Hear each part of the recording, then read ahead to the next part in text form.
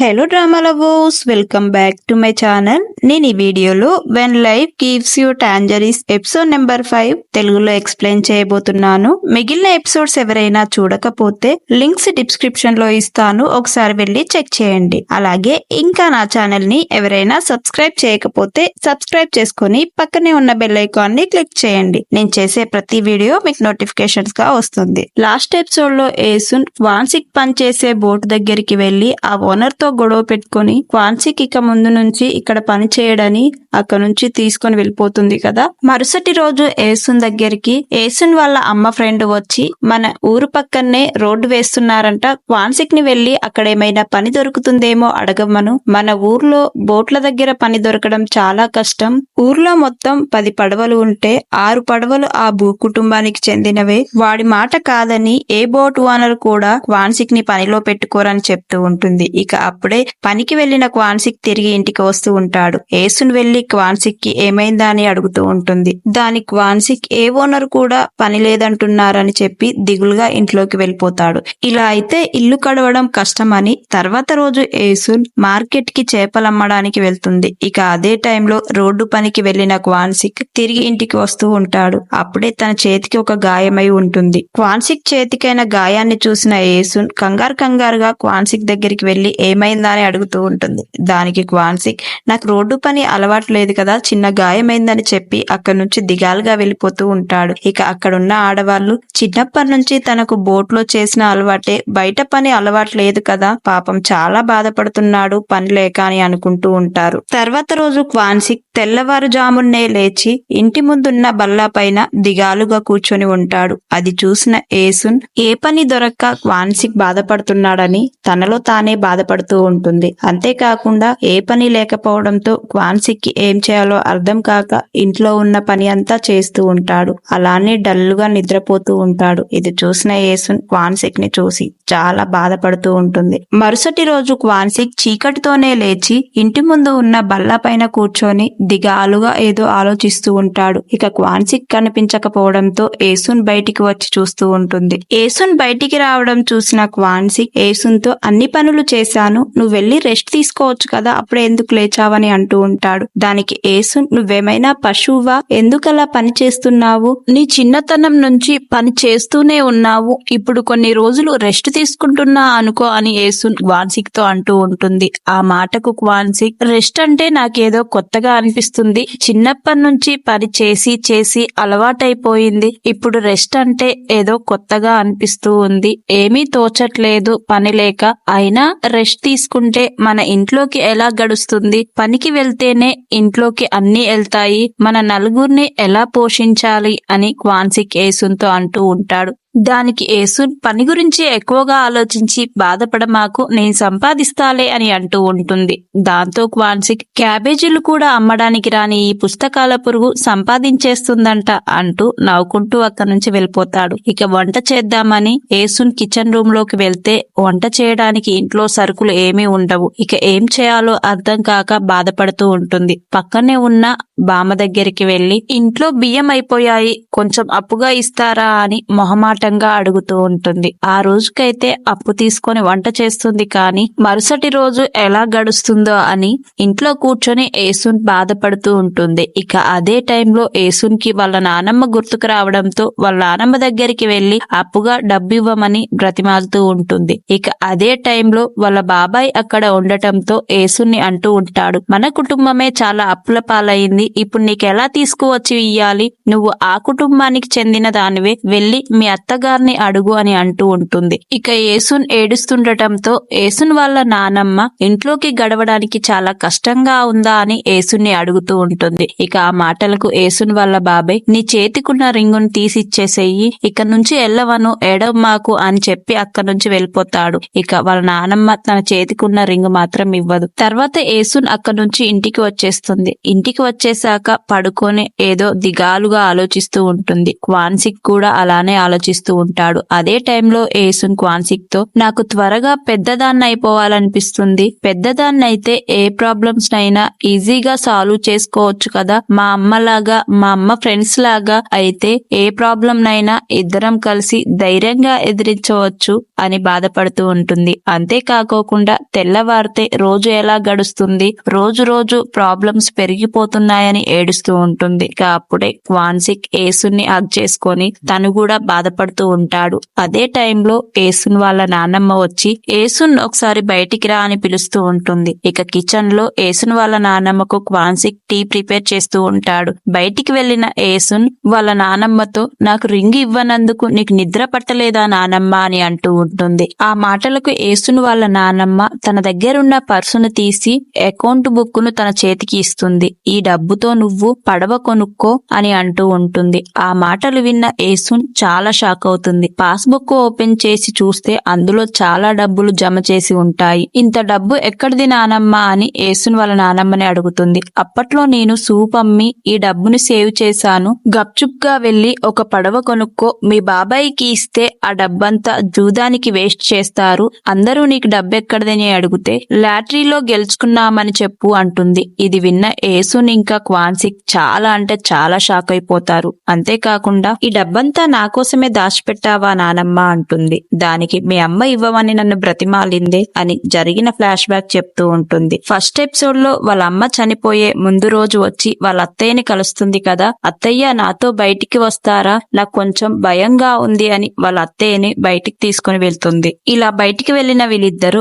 ఆ రాత్రి ఒక ఫోటో స్టూడియోకి వెళ్తారు. అప్పుడు ఏసున్ వాళ్ళ నాన్నమ్మ ఏసున్ వాళ్ళ అమ్మతో అంటుంది, ఇది నీకు పెళ్లి టైంలో నేను కొనిచ్చిన డ్రెస్ కదా అని అడుగుతుంది. దానికి ఏసున్ వాళ్ళ అమ్మ నా దగ్గర ఉన్న బట్టల్లో ఇదే మంచిది అత్తయ్య, అందుకొరకే వేసుకోవచ్చాను అని అంటూ ఉంటుంది. ఆ మాటలకు ఏసున్ వాళ్ళ నానమ్మ తన దగ్గర ఉన్న లిప్స్టిక్ ని తీసి గులాబీ కలర్ లిప్స్టిక్ వేస్తాను, ఫోటోలో అందంగా కనిపిస్తావని తన పెదాలకు లిప్స్టిక్ రాస్తూ ఉంటుంది. నువ్వొక ఫోటో దిగు, నువ్వు దిగాక నేను కూడా దిగుతాను అని అంటూ ఉంటుంది. దానికి ఏసున్ వాళ్ళ అమ్మ మీరప్పుడే నాతో రామాకండ్ అత్తయ్య, మీరు చాలా రోజులు బ్రతకాలి, మన హెన్యూలో ఆడవాళ్ళు చనిపోయే ముందు ఫోటో తీసుకుంటారు, ఆ ఫోటో వాళ్ళ పిల్లలు చూసుకోవడానికి జ్ఞాపకార్థంగా ఉంటుందనే ఒక నమ్మకం ఉంది, మీరు అప్పుడే నాతో రామాకండి, నేను పైకి వెళ్ళాక మీ కొడుకుని కలుస్తాను, మీ కొడుకుతో హ్యాపీగా ఉంటాను, మీరు మీ కొడుకు గురించి దిగులు పడుతున్నారని చెప్తాను అని అంటూ ఉంటుంది. ఆ మాటలు విన్న ఏసున్ వాళ్ళ నానమ్మ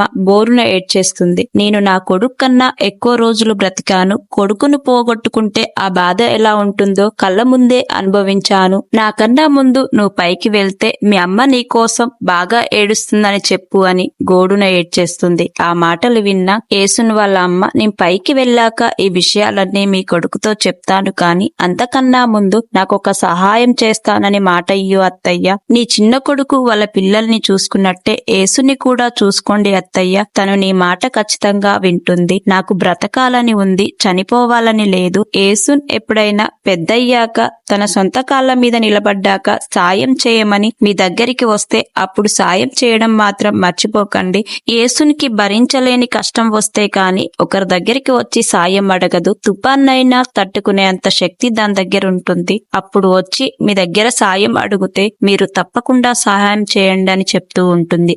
ఆ మాటలు ఏసున్ వాళ్ళ నానమ్మ ఏసున్ కి చెప్పగానే ఏసున్ చాలా అంటే చాలా ఏడ్చేస్తుంది. క్వాన్సిక్ ఏసున్ దగ్గరికి వచ్చి కొంచెం ఎమోషనల్ అవుతాడు. తర్వాత వాళ్ళ నానమ్మతో మేం బాగా సంపాదిస్తామమ్మా అని చెప్తాడు. కట్ చేస్తే మరుసటి రోజు ఏసున్ ఇంకా క్వాన్సిక్ ఒక మంచి బోటు తీసుకుంటారు. ఇక పూజ కూడా చేస్తూ ఉంటారు. ఆ పూజకు ఊళ్ళో ఉన్న వాళ్ళందరూ వచ్చి ప్రార్థన చేస్తూ ఉంటారు. ఇక అదే టైంలో క్వాన్సిక్ వాళ్ళ అమ్మ హ్యాపీగా డాన్సులు వేస్తూ నా కొడుకు అదృష్టవంతుడని నాకెప్పుడూ తెలుసు, వాళ్ళ నానమ్మ ఎప్పుడూ అంటూ ఉంటుంది, వాడి ఇంటి నిండా ధాన్యపు బస్తలతో వెలిగిపోతుందని, నా కొడుకు అదృష్టం గురించి తెలుసు అని అందరికీ గొప్పలు చెప్పుకుంటూ డాన్సులు వేస్తూ ఉంటుంది. ఇక బోటు పూజ జరుగుతుంటే ఏసున్ వాళ్ళ నానమ్మ బాబాయ్ కూడా వచ్చి ఉంటారు. ఇక పూజ అయిపోయాక వాళ్ళ బాబాయ్ ఇంటికి వెళ్ళిపోవడంతో క్వాన్సిక్ వాళ్ళ అమ్మ ఊళ్ళో వాళ్ళకి చెప్తున్న గొప్పలకి సమాధానం ఇస్తూ ఉంటుంది. క్వాన్సిక్ వాళ్ళ అమ్మతో ఏసున్ ఇలా అంటూ ఉంటుంది, ఈ బోటు మీ ఫ్యామిలీకి చెందినది కాదు, మా నాన్నమ్మ నాకు కొనిచ్చింది, ఇది ఓకు చెందిన బోటు, ఏసుని చేసుకోవడం వల్లే క్వాన్సిక్ అదృష్టవంతుడయ్యాడు, అంతేకాకుండా ఒక బోటుకు ఓనర్ అయ్యాడని అని చెప్తూ ఉంటుంది. ఆ మాటలు విన్న యేసున్ వాళ్ళ అమ్మ నోరు మూసేస్తుంది. కట్నం కింద నన్ను ఎండి చెంచా కూడా తేలేదన్నావు కదా, ఇప్పుడు నీ కొడుకుని ఒక బోటుకి ఓనర్ని చేశాను, నా అదృష్టం వల్లనే నీ కొడుకు ఓనర్ అయ్యాడు అని సంబరంగా డాన్స్ చేస్తూ ఉంటుంది. ఇక అదే టైంలో యేసున్ కి నొప్పులు రావడంతో పక్కనే ఉన్న తోపుడు బండిలో వాన్సిక్ యేసున్ని పడుకోబెట్టి బండిని నెట్టుకొని హాస్పిటల్ కి తీసుకువెళ్తారు. యేసున్ హాస్పిటల్ కి వెళ్ళాక మగపిల్లగాడికి జన్మనిస్తుంది. కట్ చేస్తే సీన్ యేసున్ కి మగపిల్లగాడు పుట్టాక 3 years తర్వాత స్టోరీ చూపిస్తూ ఉంటారు. యేసున్ గ్వాన్సిక్ వాళ్ళ అమ్మా నానమ్మని ఇంటికి పిలిచి ఎండి చెంచాలు ఇస్తుంది. ఇక ఇది చూసిన గ్వాన్సిక్ వాళ్ళ నానమ్మ గ్వాన్సిక్ వాళ్ళ అమ్మతో ఇలా అంటూ ఉంటుంది, ఎప్పుడు ఎండి చెంచాలు అని అంటూ ఉంటావు కదా, ఇప్పుడు ఇన్ని ఉన్నాయి చూసుకొని సంబరపడు అని అంటూ ఉంటుంది. అప్పటికే యేసున్ 2 పిల్లలకు తల్లి అయ్యి మళ్ళీ ప్రెగ్నెంట్ తో ఉంటుంది. క్వాన్సిక్ వాళ్ళ నానమ్మ వాళ్ళ కోడలతో, నీకన్నా నీ కోడలే 100 వాళ్ళు నయ్యం, ఎండి చెంచాలు ఇచ్చింది, ఇప్పుడు 3 పిల్లలకు తల్లి కాబోతుంది అని అంటూ ఉంటుంది. ఇక అదే టైంలో క్వాన్సిక్ తన కొడుకును ఎత్తుకొని ఇంటికి వచ్చేస్తాడు. ఇంటికి వచ్చిన వాళ్ళ అమ్మ నానమ్మని చూసి, ఏంటి యేసున్ డల్ గా ఉంది, తననేమన్నా అన్నారా అని అంటూ ఉంటాడు. దానికి యేసున్ క్వాన్సిక్ తో, మీ అమ్మ నన్ను ఇప్పుడు ఏమీ అనదులేండి, తనకు కావలసిన ఎడ్డి చెంచాలు అంతేకాకుండా మగ పిల్లగాన్ని కూడా కని ఇచ్చాను అని అంటూ ఉంటుంది. కట్ చేస్తే అదే రోజు నైట్ క్వాన్సిక్ ఇంటి ఓనర్ దగ్గరికి వెళ్లి, మేము ఇల్లు ఖాళీ చేస్తున్నాము, కొత్త ఇల్లు తీసుకున్నానని చెప్తూ ఉంటాడు. ఆ మాటలు విన్న ఇంటి ఓనర్, క్రయింగ్ బేబీ ఎక్కడున్నావు, ఎప్పుడూ ఏడుస్తూనే ఉంటావు కదా, మీరు రేపు కొత్త ఇంట్లోకి వెళ్ళిపోతున్నారంట, సామాన్లు సర్దు అని అంటూ ఉంటారు. ఇక ఆ ఇంటి ఓనర్ వైఫ్, రేపు ఎట్లాగో మీరు వెళ్ళిపోతున్నారు కదా, ఈ రోజు మాంసం తెచ్చాను, అందరం కలిసే తిందాము, వంట చేస్తున్నాను అని చెప్తూ ఉంటుంది. ఇక ఇల్లు కొన్నాడని చెప్పడం విన్న యేసున్ చాలా అంటే చాలా షాక్ అవుతుంది. ఇక అదే రోజు నైట్ క్వాన్సిక్ తను కొన్న ఇంటి దగ్గరికి తీసుకుని వెళ్తాడు. క్వాన్సిక్ కొన్న ఇల్లు మరేదో కాదు, యేసున్ చిన్నతనంలో వాళ్ళ అమ్మతో గడిపిన ఇల్లునే క్వాన్సిక్ కొనేస్తాడు. అది చూసిన యేసున్ చాలా ఎమోషనల్ అవుతుంది. అప్పుడే క్వాన్సిక్ యేసున్ తో ఇలా అంటూ ఉంటాడు, నీ చిన్న ఏజ్ లో మీ బాబాయ్ ఇంటి దగ్గర నుంచి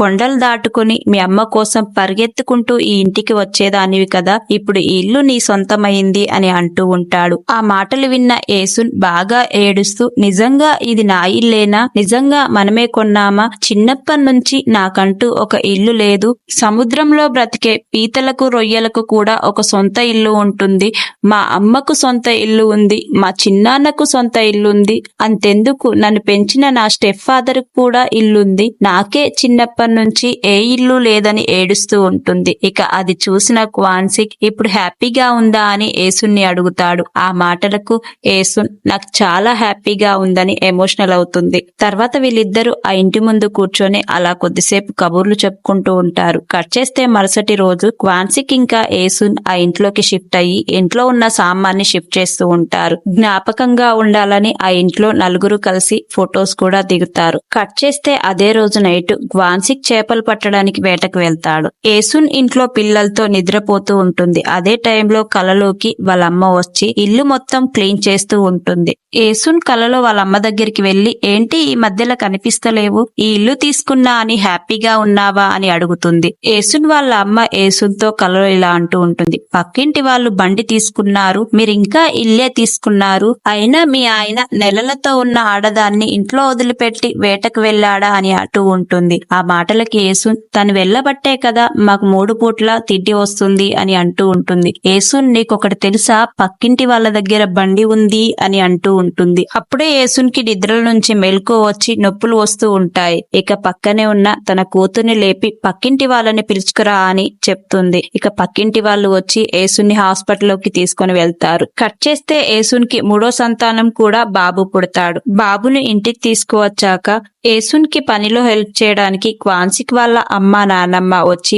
బాబుని చూసుకుంటూ ఉంటారు. బాబుని చూసిన క్వాన్సిక్ వాళ్ళ నానమ్మ, నా బుల్లి మనవడు బాగా పైకి ఎదుగుతాడని సంబరపడిపోతూ ఉంటుంది. అంతేకాకుండా యేసున్ వాళ్ళ నానమ్మ యేసున్ వాళ్ళ అమ్మని దెప్పి పొడుస్తూ ఉంటుంది. నువ్వు 2 పిల్లలనే కన్నావు, యేసున్ 3 పిల్లల తల్లి అయిందని మురిసిపోతూ ఉంటుంది. కట్ చేస్తే ఇలా కొన్ని రోజుల తర్వాత ఆ షిప్పులున్న ఓనర్ ప్రెసిడెంట్ అవ్వాలని ఊళ్ళో వాళ్ళందరినీ పిలిచి పార్టీ ఇస్తూ ఉంటాడు. అదే టైంలో ఊళ్ళో వాళ్ళందరూ మా ఓట్లన్నీ మేము యేసునికే వేస్తాము, యేసుని ప్రెసిడెంట్ గా ఎంచుకోవాలని మాకు ఉంది, దానికి యేసు మీరందరూ నన్ను మొహమాట పెట్టేస్తున్నారు, తననే ప్రెసిడెంట్ అవ్వనివ్వండి, నేను వైస్ ప్రెసిడెంట్ గా ఉంటానని అంటూ ఉంటారు. ఇక ఆ విధంగానే యేసున్ వైస్ ప్రెసిడెంట్ గా ఉంటుంది. ఇక ఆ ఊర్లో కొంతమంది పోలీసులతో పాటు ఒక క్లబ్ కి వెళ్లి రైడ్ చేస్తూ ఉంటారు. అప్పట్లో ఆడవాళ్లు క్లబ్లలో డాన్సులు వేయడం పెద్ద నేరంగా పరిగణిస్తారు. ఇక అలాంటి వాళ్లను తీసుకువచ్చి మీడియా ముందు పెట్టి పోలీసులకు అప్పచెప్తారు. అప్పుడే యేసున్ వాష్రూమ్ లో ఎవరో ఉన్నారని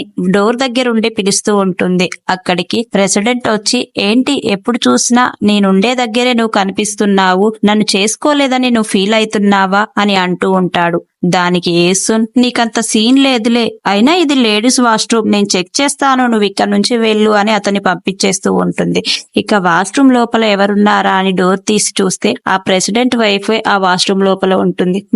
మీరెందుకు ఇక్కడ ఉన్నారు, ఎవరైనా చూస్తే పరువు పోతుందని వాష్రూమ్ లో ఉన్న విండోస్ నుంచి స్కార్ఫ్ కప్పి తనని దొంగచాటుగా తప్పిస్తూ ఉంటుంది. ఇక అదే టైంలో తను కూడా తన వెనకాలే పరిగెడుతూ ఉంటుంది. ఇలా కొంత దూరం వెళ్ళాక యేసున్ ఆ ఓనర్ వైఫ్ తో ఇలా అంటూ ఉంటుంది, బై మిస్టేక్ లో వచ్చావా క్లబ్ కు నువ్వు అంటే, నాకు డాన్స్ అంటే ఇష్టం, ప్రశాంతత కోసం వచ్చానని అంటూ ఉంటుంది. ఆ మాటలకు యేసున్, మీ ఆయన నిన్ను ఇంకా ఇబ్బంది పెడుతున్నాడా అని అంటూ ఉంటుంది. మీరు వాష్రూమ్ దగ్గర మాట్లాడుకున్న మాటలు నేను విన్నాను, మా ఆయనని ముందు నువ్వే చేసుకోవాల్సిందంట కదా, చేసుకోవాల్సింది నువ్వే, నీకు బదులుగా నేను బ్రతుకుతున్నాను నరకంలో అంటుంది. అంతేకాకుండా ఆ అమ్మాయి వాళ్ళ కూతురుతో ఇలా చెప్తుంది, నువ్వు పెద్ద అయ్యాక యేసున్ వాళ్ళ ఆయన లాంటి అబ్బాయిని పెళ్లి చేసుకో, హ్యాపీగా బ్రతుకుతావని చెప్తుంది. ఇక అదే రోజు నైట్ క్వాన్సిక్ పడవల్లో పేరు రాస్తూ ఉంటాడు.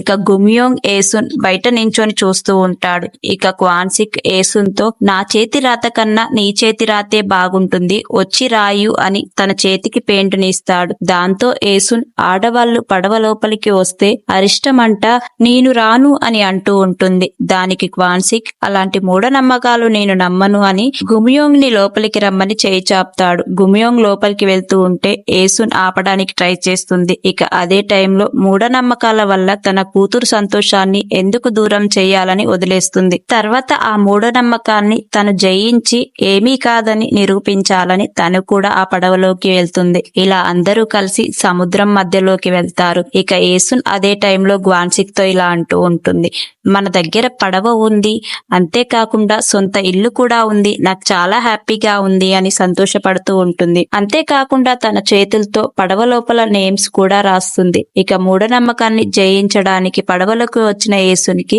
ఏమైనా అరిష్టం జరుగుతుందా అనేది మరొక ఎపిసోడ్ లో తెలుసుకుందాం. ఈ వీడియో ఇంతే గైస్, ఐ హోప్ వీడియో మీకు నచ్చిందనే అనుకుంటున్నాను. తర్వాత ఏం జరిగి ఉంటుందనేది మరొక ఎపిసోడ్ లో తెలుసుకుందాం. వీడియో నచ్చితే లైక్ చేయండి, షేర్ చేయండి, సబ్స్క్రైబ్ చేయడం మాత్రం మర్చిపోకండి. Thank you for watching.